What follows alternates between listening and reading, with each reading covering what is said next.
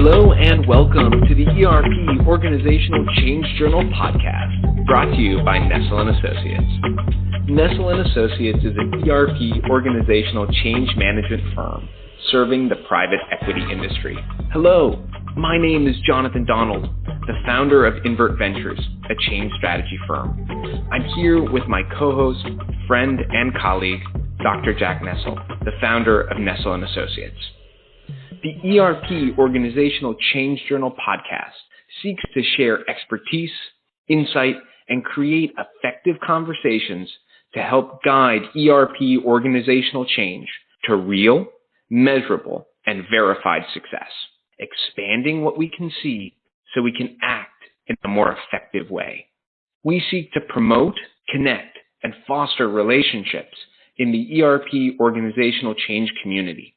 The primary purpose of this podcast is to discuss, share, and reflect upon effective and efficient ways in which to realize ERP organizational change success. We will discuss the people, process, and technological components of ERP organizational change. Our podcast is intended as a forum to study, share, and discuss ERP organizational change, and it's our sincere hope that it is a collaboration tool and resource. We hope that you find this podcast useful as we share lessons learned, explore best practices, and discover the human element and components of ERP organizational change. Our podcast draws on knowledge from extensive research, collaborative learning, practitioner experience of both project successes and project failures. A general review and overall theme of ERP and organizational change practice, literature, and research suggests that understanding and critically having an awareness of tactics founded in principle is fundamental for ERP organizational change success. Our podcast will discuss these tactics, explore these approaches, and discover the principles that they're founded upon, so that they may prove useful in addressing ERP organizational change challenges and risks and increase our likelihood of ERP organizational change success. Jack? Thank you, Jonathan. And as usual, I'm so excited to co-host with you today and have our conversation with our guest. As we are a podcast that desires to engage in valuable insight into the world of ERP organizational change success, with interviews and roundtable talk, our guests include experts and pioneers in the field, organizational stakeholders, practitioners, and researchers.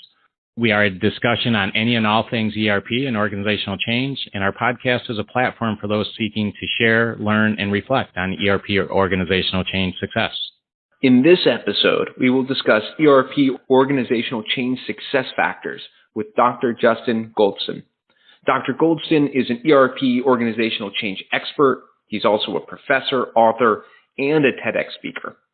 Dr. Goldston is a certified professional who's developed and executed comprehensive supply chain strategic plans, resulting in optimal customer satisfaction and profitability for clients around the world. His background is in consulting, planning, and leadership roles, and being knowledgeable about all aspects of supply chain management, agile project management, ERP implementation.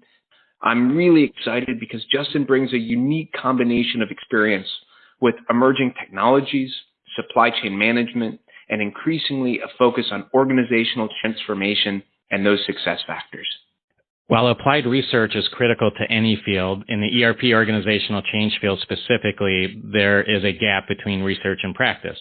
While Dr. Goldston is incredibly knowledgeable in the supply chain and emerging technologies as well, today we'd like to primarily discuss his research and his book, Critical Success Factors in Enterprise Resource Planning, Implementation, and U.S. Manufacturing. And not to mention, we will have Dr. Goldston back on to discuss emerging technologies and supply chain specifically. Dr. Goldston is a friend, Nestle & Associates team member, and known to many for his cheerful passion to learn and to teach. Dr. Goldston, we are so happy to have you on our show today. Thank you very much. Thank you for having me. So let's get into the conversation. First, Dr. Goldston, how would you define for our listeners what is ERP and what's its value to organizations? I get that question a lot, and I think that Enterprise, the way I explain it to graduate students, I teach in the graduate school, and in some cases I have a lot of nurses. So they've never heard of the acronym ERP. And I say ERP systems run. I said the function is in the name itself. An ERP system runs my enterprise. It provides visibility to the leaders of an organization. It provides visibility to the users of the organization through dashboards and KPIs and metrics, and it forms everyone within the company to make better informed decisions. So I would say that the ERP application is essentially the most vital tool within any company, regardless of your industry. So if I'm hearing you right, Dr. Goldston, the ERP platform, in your view, is really a tool for organizations to help make better data-informed decisions. I say absolutely, with the correct inputs. Now there we go. So let's take a step back and set some context up for our listeners.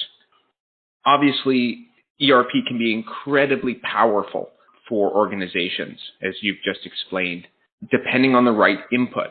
And your research, you focused on critical success factors for ERP organizational change. What do you mean when you say critical success factors?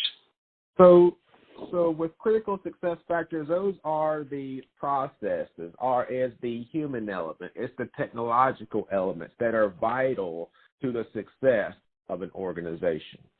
Now, I did focus on small and medium enterprises because that was my primary organization I work with within the manufacturing and distribution industry.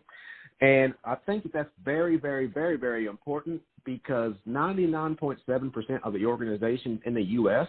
are small and medium business. If you look at the academic literature, the majority of critical success factors are focused on the large enterprises. And I believe that the approaches are not applicable in many of these small and medium enterprises that are proposed and recommended in those studies. So I feel like there was a gap in the research in that area, and that's what prompted me to perform this study. Dr. Goldston, this is fascinating. So I want to dive in a little deeper here, if you can indulge us. When you say small and medium-sized businesses in manufacturing, give us some more detail. What does this look like as a top-line number of employees? What's the range so our listeners really get a feel of where these success factors apply? Because I'm sure many of them are listening now.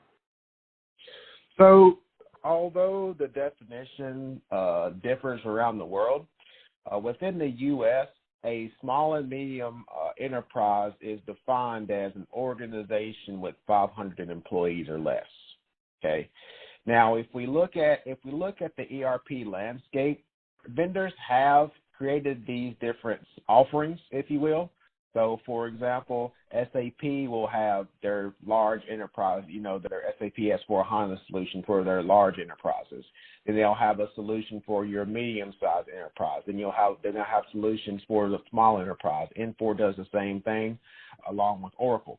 So these software vendors are understanding the need, and they're providing solutions so these small startups, if you will, are able to easily scale.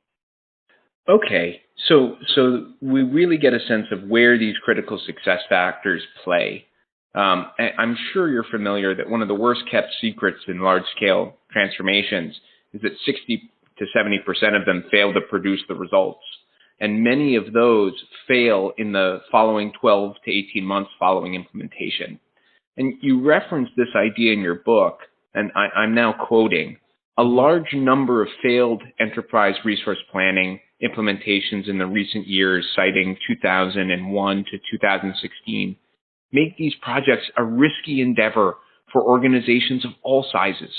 And you go on to state that research indicates that high failure rates in ERP system implementation, particularly on the metrics of budget, schedule overruns, and overall fit of planned business processes with implementation deliverables.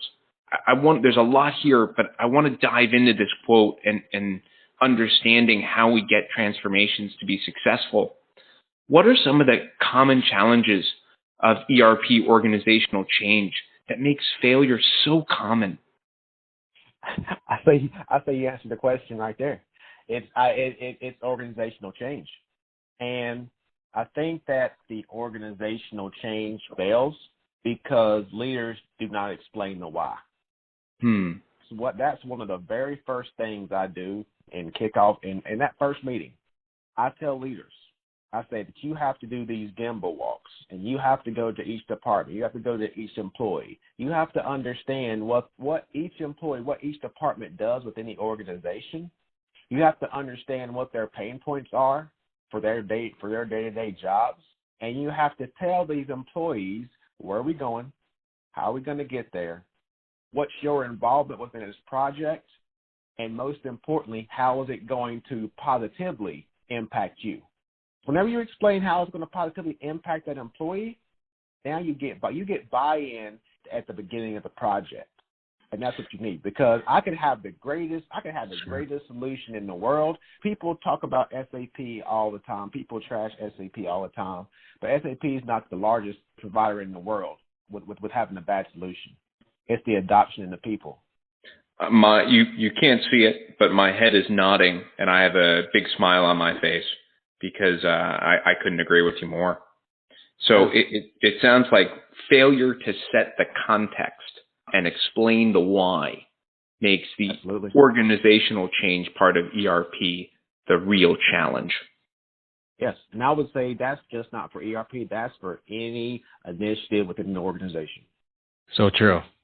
So, Dr. Goldston, one of my favorite lines in your book, simply because it's true based on your research, my research, and the research of many others, is that there's a knowledge gap that exists between, quote, critical success factors identified in the literature versus those applied in manufacturing environments, unquote. So unlike many other practices and fields, why do you think that the practice of ERP organizational change is not taking advantage of some of this great work and insight provided by research, by objective vendor neutral research? I think that outlets such as LinkedIn are a contributing factor to that. We're influenced by social media, let's just face it. And also, we're influenced by these industry publications. Those industry publications exist because they're sponsored by these large companies, right? So they're influenced to publish certain results. And there are some individuals out there that are that call themselves unbiased, software selection consultants, but they're biases, right? They have their biases. They have their favorites, so I always say trust no one. I always say it all comes down to the academic research because that's the peer-reviewed research, right? There's going to be bias in everything. There's less bias, I will say, in academic research, as opposed to depending upon the industry journals and the software selection and things like that. Now, again, people are going to argue. These are my thoughts. And, I was in the industry for a number of years. But I think that there's some misconceptions in understanding the critical success factors and understanding the best solutions for the organization. And I think that, there needs to be a place for academic research in this field. Yeah, good points. I think, Justin, just to add on to your comment in terms of, this vendor selection process and being objective and vendor neutral, I think that what organizations should look for is what is the approach of the folks that are helping them with the vendor selection, right? So I think that if the approach is more based on, a similar approach and methods that you would see in academia, and apply that to practice as well, where you make it very clear what your method is, what your process is for vendor selection, and you walk through this process of, first of all, does the product meet your business model? And are the requirements of the business met within the product?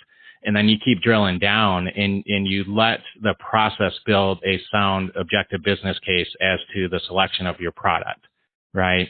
So I think that if we apply some of these ideas that are actually used in academia and research to practice, that will help assure that at the end of the day, the organization is choosing the best solution for the organization. Because I mentioned before, and Dr. Goldston, you and I have had these conversations. There's one best fit for every organization. So whether that's in terms of business modeling or requirements or cost or service and delivery or technology, there is one best fit for each business, and unanimous consensus that choosing the right solution is critical first step in an ERP organizational change effort.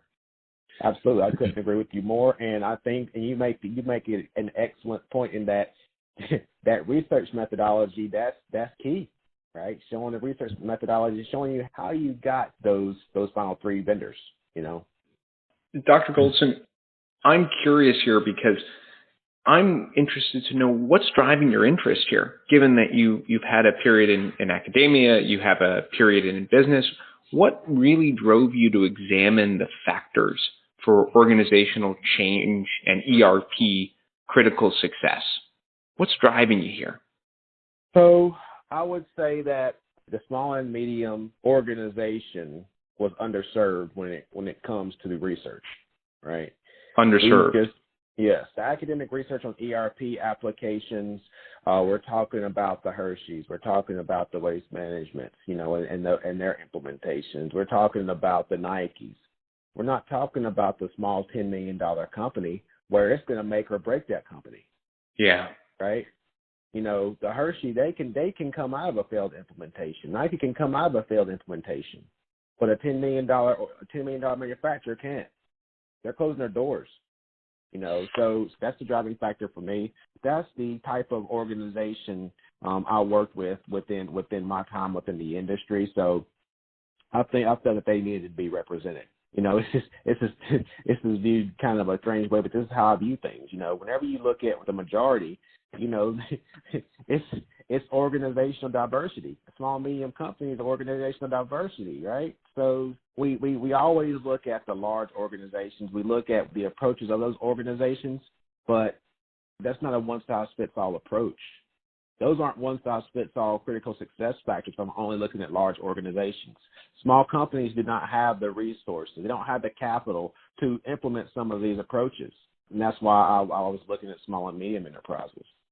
Dr. Goldston, I'm struck by the targetedness of your answer, really providing that intellectual diversity so that other companies, whether it's that $10 or $15 million manufacturer, also see themselves in the research, to link Jack's prior question. And I think this is super important that companies of all size can really relate to what are the critical factors for them. Just as you mentioned, the why applies in organizational change. It also applies when talking to companies about ERP organizational change. Right. We're going to switch gears here just a little bit and get into your actual critical success factors and the purpose of this study for our listeners. Jack? Yeah, so Dr. Goldston, you described some of the problem, you explained the problem. Can you distill down for our listeners, how would you describe the purpose of your study? So in maybe 3-4 sentences, what was the actual purpose of your study? What were you looking to accomplish? So again, I was primarily looking to accomplish the fact that, so in my literature review, I looked at some of the existing studies on critical success factors, again, primarily focused on the large organizations, to see if they're applicable to the small and medium manufacturer, right? Because again, I felt my assumptions were that because of constraints in these types of environments, I didn't think they were applicable. So that was the purpose of my study. And again, we see all these studies come out. We see critical success factors come out. But a small and medium organization, can kind of take that at face value and say, okay, well, I have to implement this. But they may not have the budget. They may not have the time. They may not have the resources. So I just wanted the purpose was to focus on that small and medium organization. Again, this focus on the small and medium is so important because if a company doesn't feel represented by the research, it's very hard to turn principles into best practice. And that's really the intention of this podcast. So thank you for really focusing on that work. My understanding, and so correct me if I'm wrong here, is one of the central questions you asked is, what is the level of consensus, if any, among ERP manufacturing consultants and researchers as to the desirability and feasibility of critical success factors for ERP implementation? And so as we start to dig a little deeper, I want to get our listeners who may come from a different background, specifically when you are talking about ERP implementation for small and medium-sized businesses, how do you understand the words desirability and feasibility? And why are these two words so important in the context of your study, Dr. Goldston?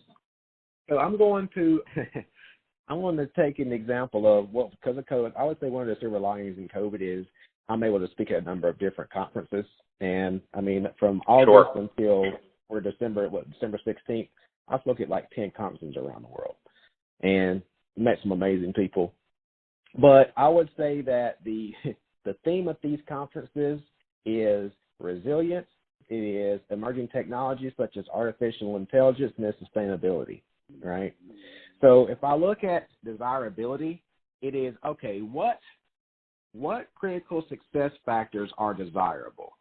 What do I want most out of my implementation, my critical success factors? Now, I always want to get buy-in from my leaders, right? I always want to get my best employees in my organization. When a small to medium organization, because in most cases we are within the same building or we're spread out across 2 plants in the U.S., hypothetically, we could say that, right? Sure. That is desirable, right? It's going to be desirable. Because I'm within 1 plant, or if I'm in 2 plants across the country, that's feasible. I can make that happen. But if I take that same exact question and I put it within a global organization, right? Or I could put it in Amazon. Sure. Amazon has a distribution center in every single state in the United States, right? So is it feasible to get Amazon's best employees across all 50, for example, distribution centers? Probably not, right? So the desirability is, yes, that particular critical success factor is desirable. I want that to happen for my organization. I want that to happen for my implementation. But the feasibility is, okay, realistically, can it happen? Will it happen?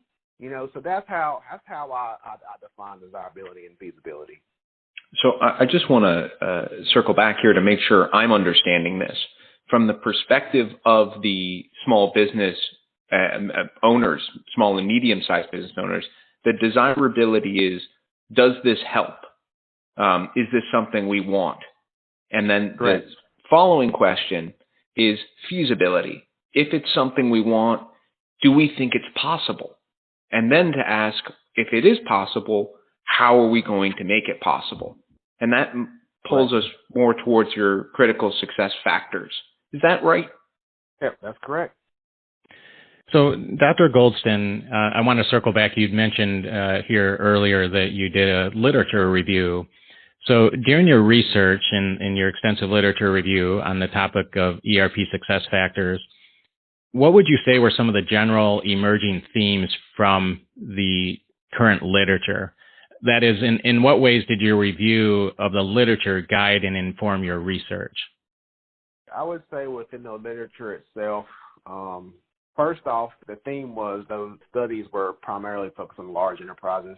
I would also say that the themes where we talk a lot about with organizational change, we talk a lot about leadership. And again, I said we talk a lot about it. It's in the literature. But in reality, in the industry, we don't walk the talk, right? Yeah. Yes, there are organizations that offer organizational change consulting, but they're focused on the implementation. They're focused on the selection. They're not focused on getting those people ready for the selection, getting those people ready for the implementation. Let's highlight this. This is so important. Can you say that again? That the consultants are serving a different purpose. Exactly. They're serving a purpose that's going to put money in the bank, right? not serving the true purpose. They're not serving the true purpose that especially small and medium organizations. So it sounds like one of the big results of the research is that it's one thing to consult about vendor selection. It's another to set up an organizational process to ensure that the vendor selection is done by best practice and best principles. Mm-hmm. Right. So, Dr. Goldston, I believe that from your literature review, it informed your decision to examine 22 specific critical success factors. Mm-hmm. And so, as noted in your book, but I'd like to take just a moment for our listeners to describe these, but then I would like to pause on a couple for additional explanation. So I just want to provide some insight to our listeners as to specifically what success factors you are addressing in your study, and then on a couple, just to give them some idea of what a success factor is and what it means. But then for about 3 or 4 of these, I'm going to pause and just ask you to elaborate just a little bit. So the first one was cultural change readiness. The next one was top management support and commitment.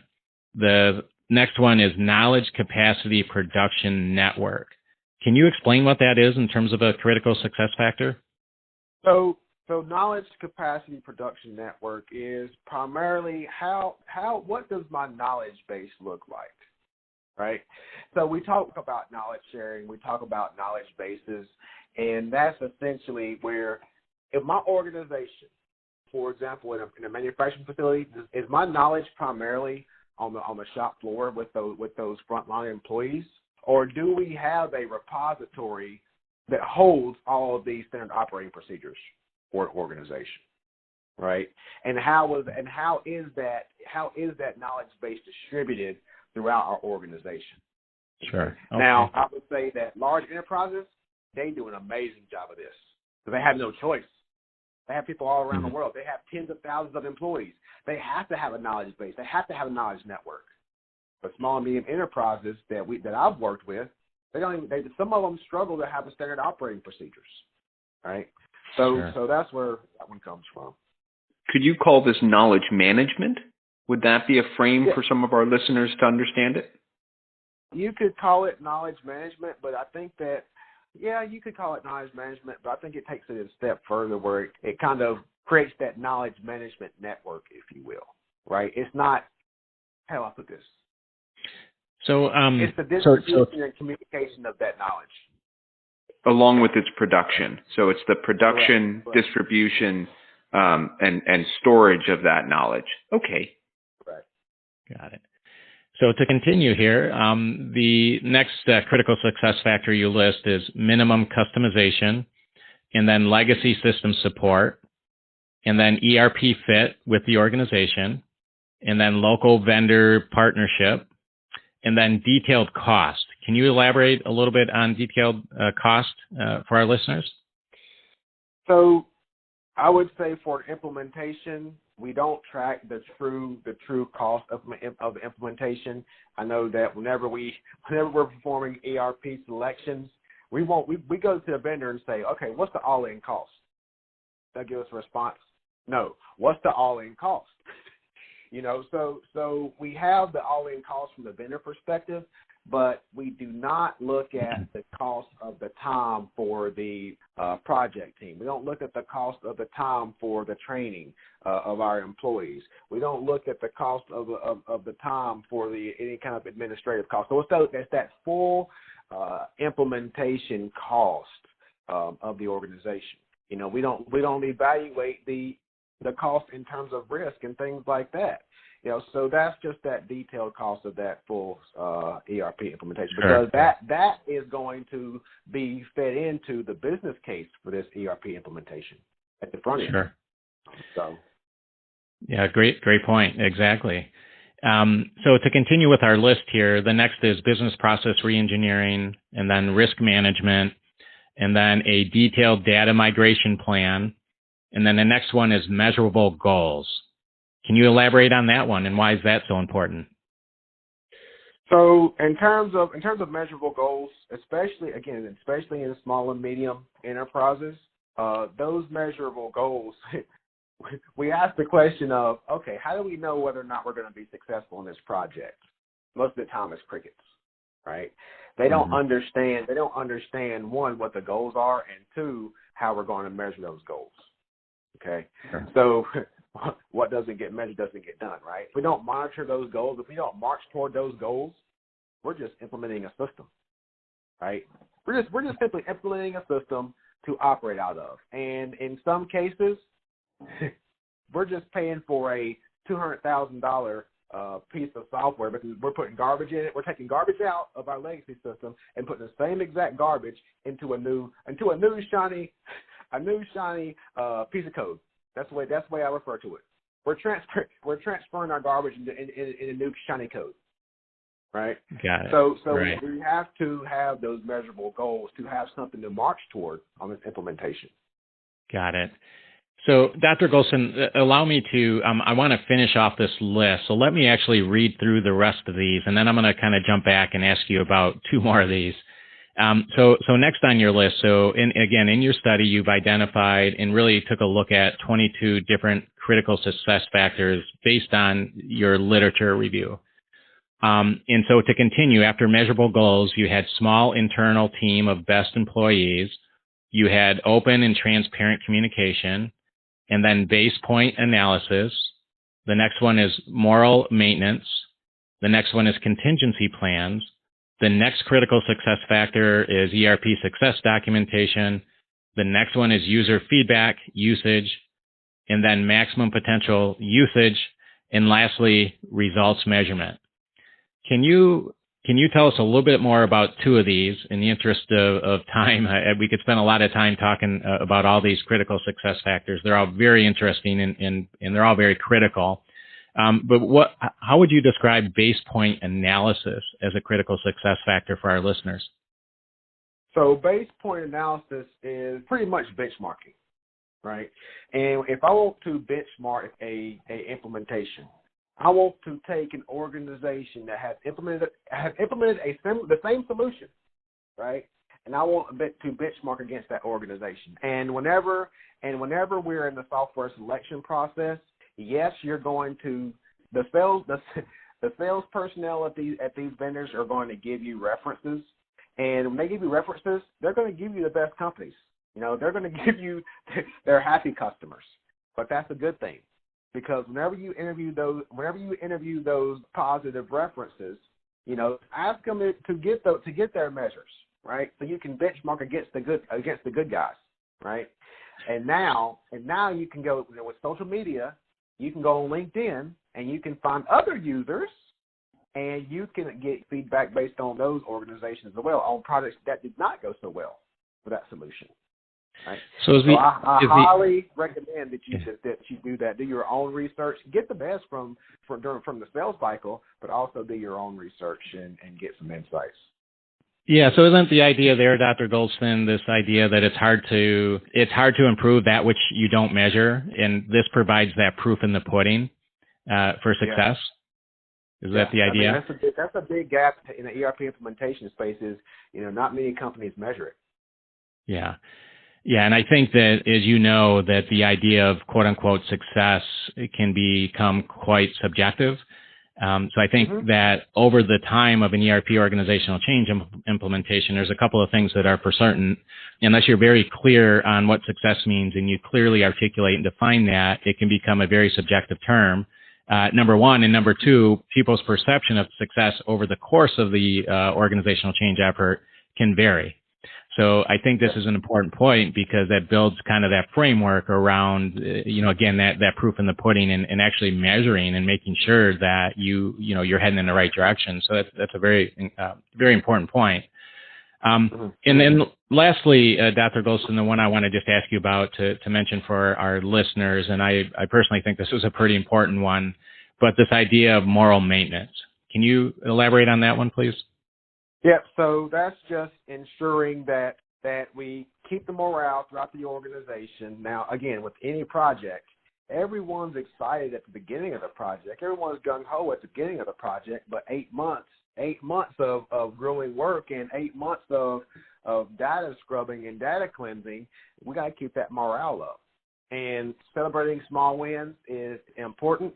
And one thing that I do is I have the leaders of the organization have a cookout, and to pretty much announce the project, have a competition of teams to name the project, make search for the project, get people excited about it, Sure. and as you progress throughout the project, make it, keep the momentum going. So at your all hands meeting, have a section within that meeting to talk about the progress of the project. Acknowledge the team members of that project. So we again keep that morale up for this project, because these projects are, they're long, they're growing, there's difficult times, especially with data maintenance and things like that, and the organizational change management is difficult in sometimes, especially in manufacturing and distribution environments. This is a different environment as compared to a healthcare environment or your traditional office environment, where everybody works together. It's a different. You have unions to work with, which is a totally different podcast itself. So you have a difficult industry in this particular industry that you're dealing with, and you have to keep morale up. Right. Dr. Goldston, that's a great point. And I think this is an idea too. You and I are consistent that based on literature review, again, based on this research, it's telling us that that's a major part of a successful ERP organizational change effort, is addressing the morale and knowing how to handle the morale and keep it up, because it is tough. It's challenging. It can be a long, arduous task of these ERP implementations. And one of the things, too, is that often when you look at, and I've studied thousands of ERP organizational actual project plans, is it's really important to have something that's kind of concrete and some sort of tactical, something built into your project plan that addresses morale maintenance specifically. Right. So don't just say it's important or it's a critical success factor. Do something about it. Build up that awareness within the organization. Have something within your project plan as a way of contributing to positive morale maintenance. Right. So it's these critical success factors, all of them, not just morale maintenance, are items that should be considered in everybody's project plan to some degree. This is fascinating. And before we just change gears and dive in a little deeper, I want to say, when I hear morale maintenance in my background in organizational change, I think about cultural implications for doing these kinds of change. And the idea of having morale maintenance as a condition for success is really powerful, because then you can come in and actually say, look, we've got morale down, and this relates to a higher risk of ERP failure. So just this identification of this success factor is really empowering to have those conversations. So that's fantastic. And you bring me to a different thought, in that it should not take an initiative like an ERP application to implement morale maintenance within the organization. Morale maintenance should be an ongoing effort for leaders. Dr. Goldston, that is, again, my head is nodding, but that is another podcast or series of podcasts in and of itself. I want to dive in a little deeper. Out of this list, what do you think are the top 4 for our listeners? Was there any consensus here? I would say during the literature review, as well as in my survey results, it was unanimous that top leadership support was the number 1 critical success factor.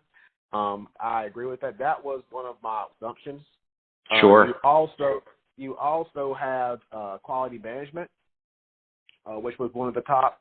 You had the internal team of best employees. I would say if I had my top 3, I would say that it was in 3 or 4. Top management support is my top. Small internal teams, my number 2. ERP fits my 3rd. And then with also, like I said before, the quality management what rounds out the top 4 within this study. So again, you have and these surveys are enlightening in that you do get different ideas. Well, you have people operating in different environments. Although you may be in a small and medium enterprise environment, you're in different verticals, right? a small and medium manufacturing environment that caters toward, healthcare is going to be vastly different than someone that caters toward the oil and gas industry. Absolutely. Totally Absolutely. Success factor is going to be different. So that's interesting. Well, that's always intriguing to me. When I hear you talk about those top three and then list the top four, the first thing that comes to me from my lens of looking at it is the two of the top three are people focused of our triad, and I find that really interesting. I also want to look at this from a couple different perspectives. My assumption here is that your study looks at it from the academic expert perspective. But if you could put on a management view of leading one of these small and medium-sized manufacturing entities, or the practitioner of people on the ground in the shop floor using this, what do you think their top three would be? I still think leadership.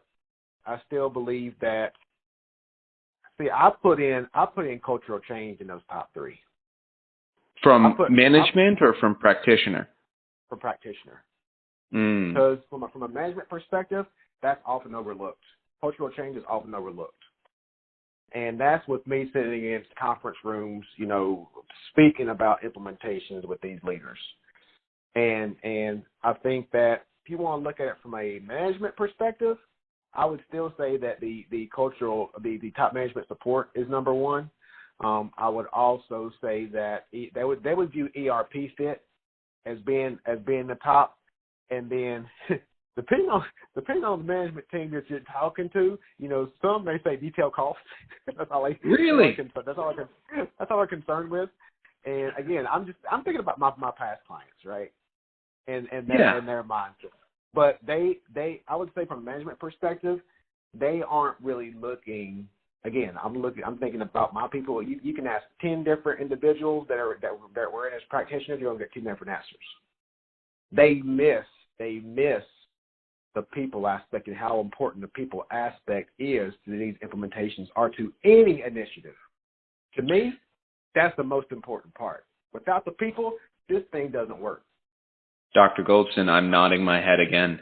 My head's going to fall off. I'm agreeing with you too vigorously here. Without the people, the implementation and the process does not work.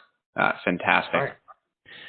So Dr. Goldston, you mentioned there in responding to Jonathan's question, leadership and culture. And I think that it's pretty common knowledge that ERP organizational change is likely to fail when organizational culture required for such a change is in contrast to the actual organizational culture. And in your book, you spend a fair amount of time writing or discussing anyways, transformational leadership. Why is that? And what is the relevance of your research and what have you learned in terms of transformational leadership? So can you maybe just quickly explain what that is to our listeners? And then how is that relevant to your study? So essentially, transformational leadership that's where that organizational change piece comes in, right? We have the transactional leadership that has its place in the industry. So for example, without transactional leadership, Amazon would not get my Amazon Prime packages here to my house, and I would be very upset. So there's a place and there's an industry for transactional leadership. Transformational leadership is that you are empowering your employees. You are providing opportunities for your employees.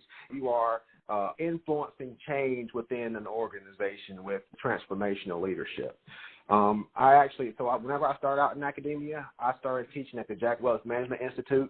And if you look back on Jack Welch's evolution, I refer to his career as evolutionary leadership, right? Where he started out as a transactional leader. Then he moved to a transformational leader. But ultimately, he ended up as a servant leader, right? So I would say all that falls into this evolutionary leadership kind of umbrella, if you will. Now, whenever we talk about, ERP implementations, you have to have that transformational leadership. Now, I always say to be a true leader, to be viewed as a CEO of the century like Jack Welch, you have to blend these styles. They have to be blended. These are my thoughts. There's not a standalone leadership approach. There's not a standalone leadership theory to be a true leader within an organization. You gotta kind of dabble. You gotta kind of sprinkle in all of them, right, if you will. For when we talk about a ERP implementation, that's when we talk about this transformation leadership. So we influence change. We are harnessing innovation with implementations. We are encouraging collaboration and communication among our team members, because we can build new cultures, through an initiative like an ERP implementation. Dr. Goldston, again, this is fantastic. And we get to a section where we're taking transformational leadership and looking at really an ERP and any organizational change, whether it's people, process, and technology, or mindset, behavior, culture, systems. I want to get your reflections. What do you see? And you've already alluded to some of this in your critical success factors, but right now, what do you see as the most pressing and greatest challenge for ERP and any organizational change? And what's the most unappreciated lever we have to resolve it? Yeah, people. End of story. People. End of story. Yeah. So I'm gonna follow up with you, because this is an area I spend a lot of time working on, and helping leaders become transformational leaders. So when we say people, end of story, the pushback I hear is yes, okay, check the box. So what do you see as the means by which to help leaders see, act, and become able to be those transformational leaders in ERP? I'm going to push you here. Yeah, I would say that, we talk about organizational change, but it needs to be added to leadership and organizational change. Because when we talk about organizational change, it's the leaders who need to train the most. That's a fantastic answer. Leadership modeling is such an underrated tool for organizational transformation. Yeah, and I think we've all seen it, where these leaders get sent to these training sessions and they're sitting on their phone answering emails the entire time. They need to be held at the same accountability than their employees that they send to these training sessions, right? And they need to get tested and analyzed, just like their employees get tested and analyzed and evaluated. Now, I bet you they listen, right? Check the egos at the door. And I think that if we take that approach, I think that you're going to have more successful ERP implementation. You're going to have greater work environments. You're going to have more innovative and collaborative work environments. I hear you. Egos out.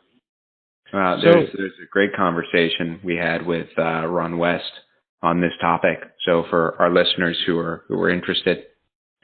Yeah. So Dr. Goldston, if you had to sum up your research and explain what you've learned, what would you say to our listeners? In 3 or 4 sentences, how would you sum up your research?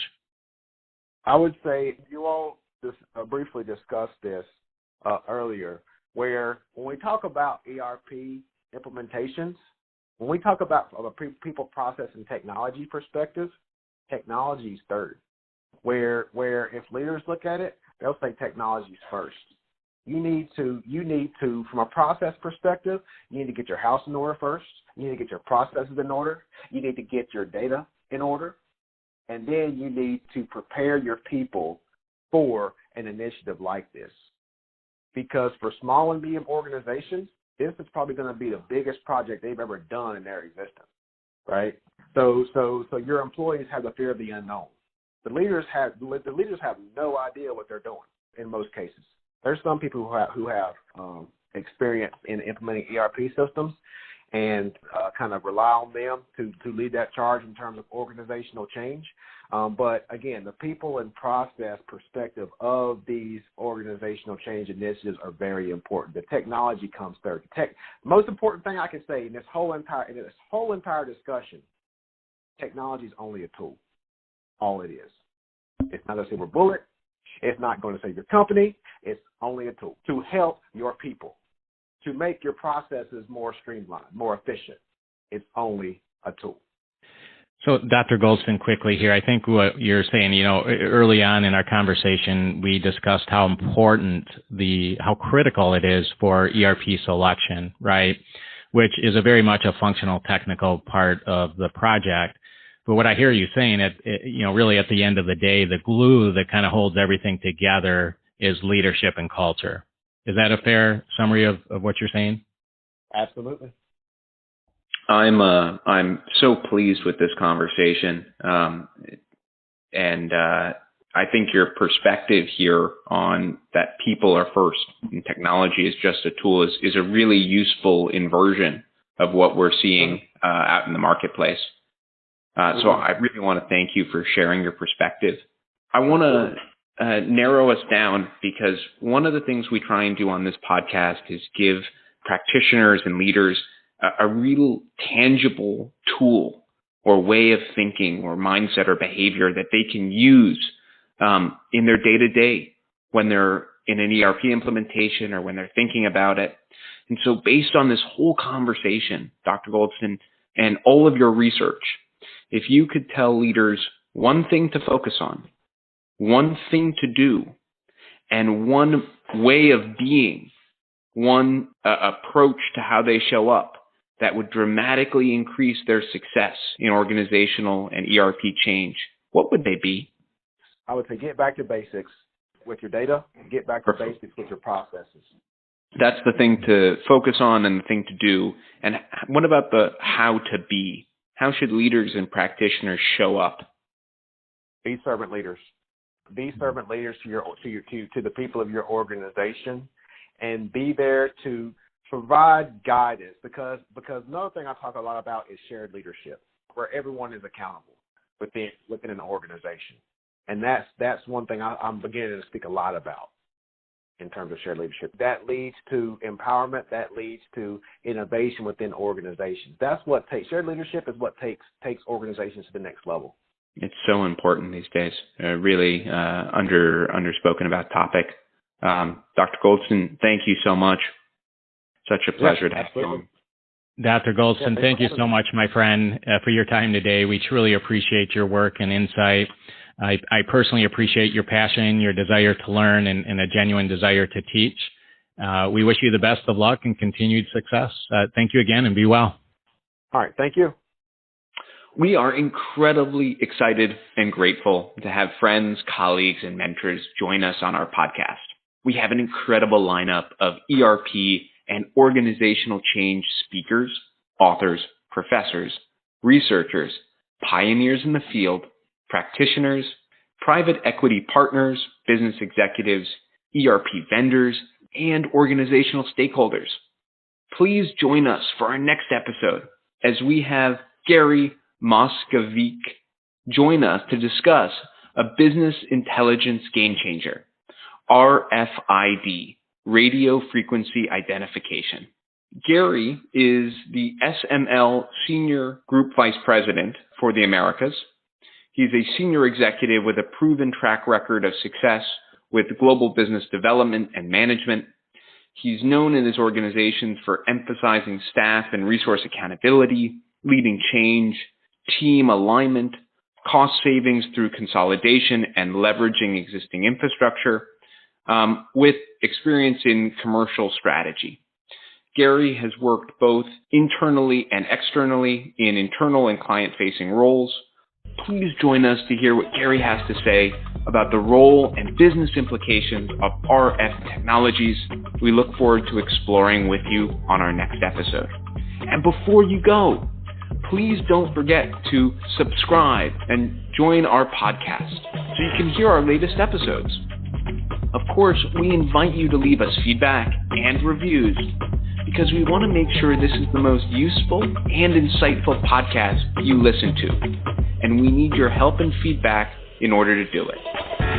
Thank you, Jonathan, and thank you, listeners, for being with us as we seek to, 1, promote, connect, and foster relationships in the ERP organizational change community, 2, contribute to the field of ERP organizational change, and 3, bring research and practice closer together. Please join us again next week as we discuss the latest ERP organizational change research, practice, and stories. Our podcast will draw on knowledge from extensive research, collaborative learning, and practitioner expertise and experience. With that, everyone here at Nestle & Associates and Invert Ventures wishes you a fantastic week, and we look forward to seeing you next time on the ERP Organizational Change Journal podcast. Bye for now.